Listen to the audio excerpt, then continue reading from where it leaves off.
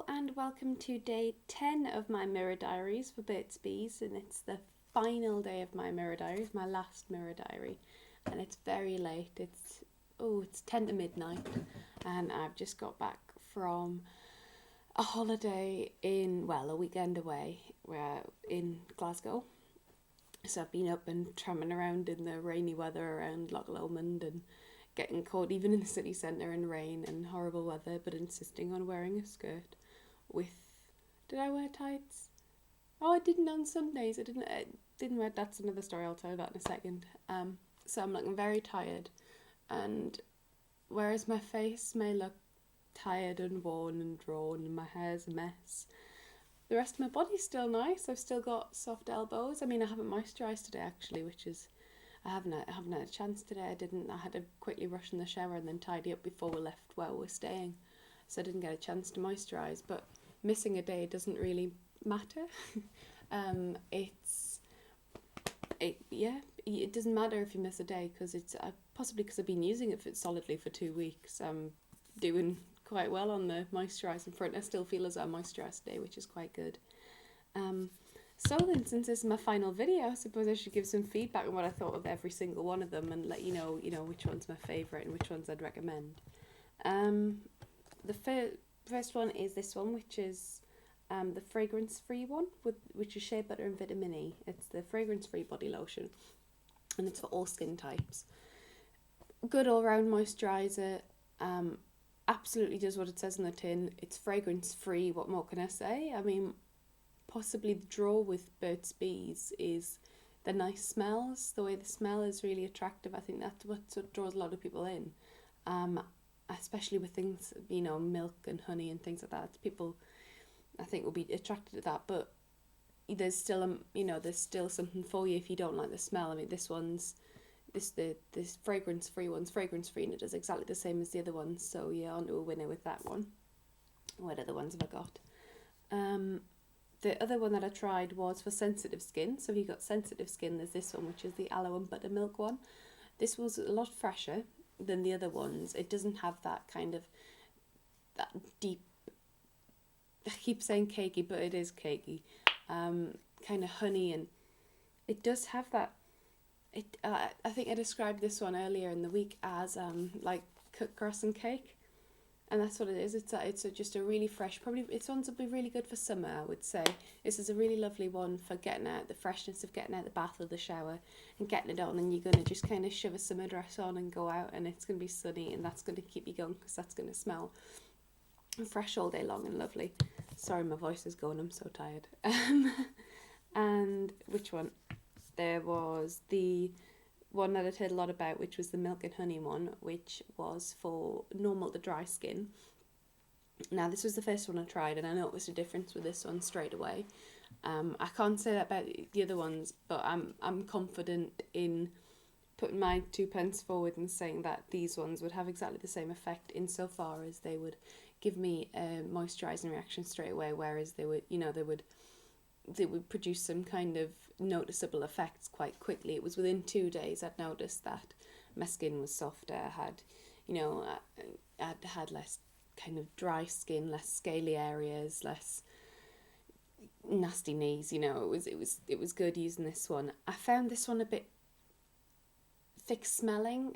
It's a bit too much for me. It's a bit too sweet. It's a bit too marshmallowy and a bit too sweety for me. But nobody will agree with me on that, so I'm not sure my opinion counts in that. If you like a fresher one, that like me, if you don't want one that's too heavy in kind of a cakey scent, in a vanilla-y scent, then I would go for the aloe one, because that one provided me with the perfect amount of buttery niceness, so you feel as though you're treating yourself. But it was also fresh, and it didn't have the bogged down, complete, all-encompassing vanilla-y smell of the milk and honey. Saying that, like I said, nobody agrees with me. I've had my mum was at mine this weekend, found a bottle of the milk and honey, and I got a text informing me that it's apparently very nice on damp skin after a bath, so don't dry properly and use the milk and honey body lotion. Apparently it's lovely. I didn't try that, but I have been reliably informed that it's so necessary that she had to actually tell me straight away that, oh god, this was really, really nice.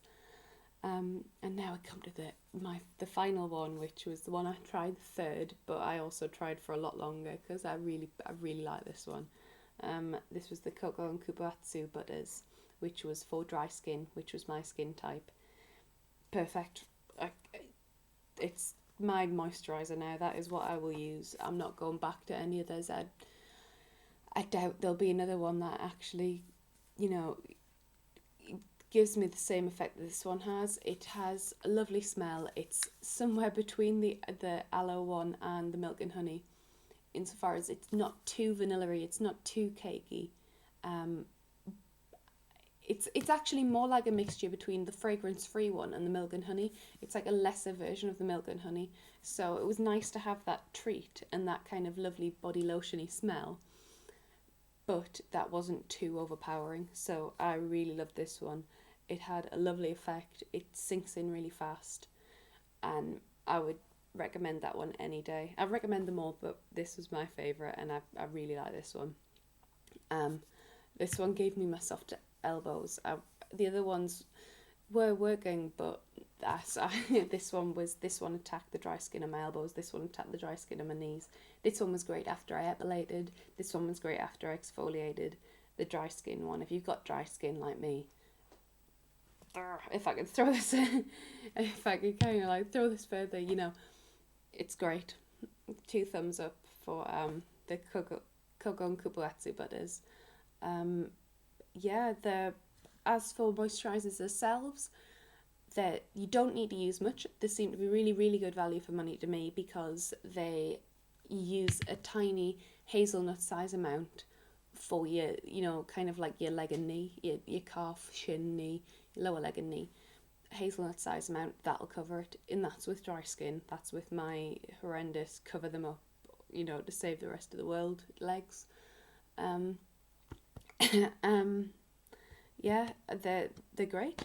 I would recommend them. I've spent now coming up just over 2 weeks doing these, I think, maybe 3.